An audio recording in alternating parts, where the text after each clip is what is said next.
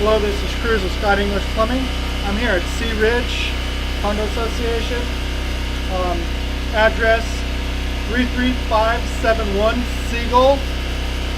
I'm in the back patio using the ground level clean out. We found this root intrusion. I believe this could be on either a 3 or 4 inch sewer line. And you can see it's right where this ABS pipe meets the clay, where this root's coming in.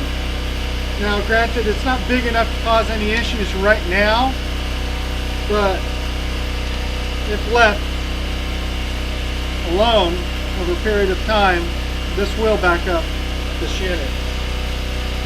Now it's not really determined whether this is an exclusive line or if other lines are tapped into it. It's hard to tell because a lot of the neighbors aren't home right now, so I can't have them flush water. This is Cruz of Scott English Plumbing. Thanks a lot and have a nice day.